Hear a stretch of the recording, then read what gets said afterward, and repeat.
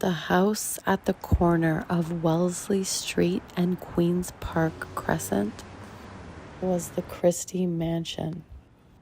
William Mellis Christie, born in 1829 in Huntly, Scotland, he was a baker's apprentice before he came to Canada. He was looking for better economic prospects, and he found them. In 1858, he was awarded first prize for best collection of biscuits. His business was rapidly increasing. His cookies were in big demand. Around 1860, he had a partnership with his father-in-law, James McMullen. It was a 6-man business. They produced more than 4,300 boxes of biscuits a year. By 1864, he was doing wholesale. In 1868, his former employer, Alexander Brown, was now his business partner. They had steam-powered machinery at their Yonge Street shop. His workforce doubled, his sales quadrupled, and the factory was moved to a different location where it took up an entire city block, at Duke and Frederick Streets. Duke is now called Adelaide. The factory is now used by George Brown College. Mr. Christie received more awards. Basically, he was just running the entire cookie business in Toronto at the time. He only had one other competitor, but his operation was larger. Mr. Christie and his family lived in small quarters above the shop on Yonge Street. As he made more money, his houses grew larger. In 1881, he had a mansion built across from Queen's Park. This mansion was built from cookies. He helped found the Industrial Exhibition Association.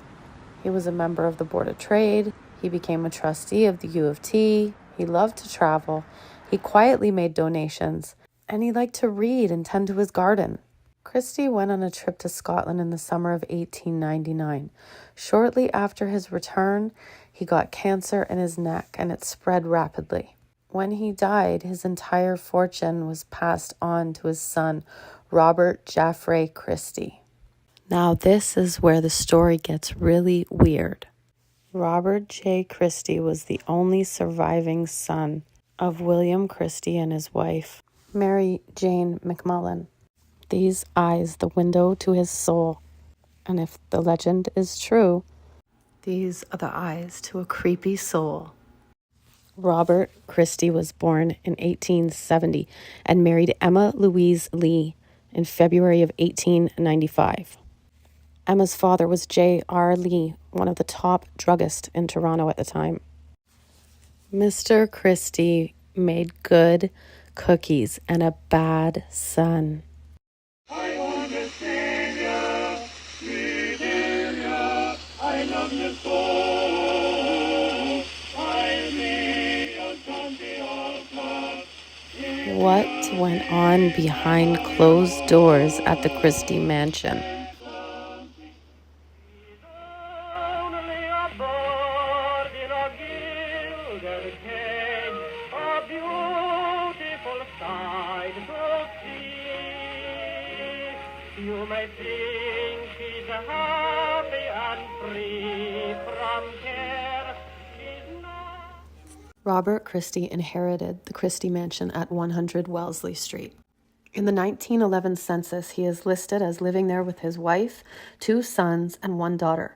There is also 1 cook, 3 maids, and a domestic servant. As the urban legend goes, there was also someone else residing at the Christie Mansion. The story is that Robert Christie had a mistress that he smuggled into the mansion and kept in a hidden room that could only be unlocked from the outside. The room had 2 secreted entrances through a wooden panel in the hallway and a carved panel in the library. The room had a bathroom, and Robert had his servant, sometimes referred to as his butler, deliver food to her, and apparently this went on for years. Robert was sneaking in for hookups and visits all while his wife and children lived in the same home. The haunting story goes on to tell us that when Robert's visits became less frequent and he began losing interest in her longing and confinement drove her mad, and she hung herself with bedsheets from the rafters.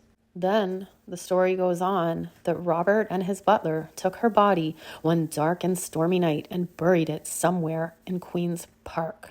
across the street from the Christie Mansion. Robert Fink, who runs a butler valet training school, explains that a butler needs to be reliable, discreet, trustworthy, and your life will revolve around your employer. Certainly, Robert Christie's butler lived up to his duties. If he kept the secret all those years of the hidden mistress and he helped to dispose of her body, he was truly loyal. Robert Christie died in 1926, and within the year, his wife Emma commissioned a leading architect, Josh Lyle, to design her a new home in Forest Hill. Josh McIntosh Lyle's work includes Union Station, the Royal Canadian Yacht Club, and the Royal Alexandra Theatre. Did Emma want to leave the memories of the Christie Mansion behind? In the same year as Robert died, the Sisters of St. Joseph acquired the Christie Mansion and turned it into a residence for female students of St. Michael's College. It was the sisters who discovered the concealed room and converted it into a study that they called Room 29. The haunted legend of the Christie Mansion said that doors would open and close on their own, and the young women students would be trapped in that room, and that nothing they did would open the door. Some of those young women were told when they were students there that it wasn't the ghost of Robert's mistress, but the ghost of his proud Presbyterian wife, who was aware of her husband's creeping and did not like young Catholic women studying in her home. I have so many questions about this haunted story. How long before the mistress went mad? How did this story even start? Was there ever an investigation? Didn't his family ever hear anything or observe strange things about their father in the home, like he's disappearing and reappearing? I tried to imagine her time in the room. When the mistress went mad, would she bang on the walls to alert the family? Did his wife Emma know? Who was the mistress? Did it start as something exciting for her or just a power imbalance? And he was keeping her captive. At the time, women and orphans were being brought from the UK to be domestic servants. Women previously held in the asylums those days would sometimes be placed in homes as a servant. It occurred to me, what if she didn't kill herself? What if Robert got sick of her and murdered her? The Nepo baby of the Cookie Barons keeping his secret mistress in his family's home. How did Robert and his butler decide where to put the body? Did he want to see her grave from his home? Did he help dig the grave? Did he just force his butler to do it all? It really goes to show that you don't know what goes on behind closed doors. She's only a bird in a gilded cage, a beautiful sight to see. You may think she's happy and free from care. She's not, though she seems to be. It's sad when you think of her wasted life, for you cannot mate with age, and her beauty was so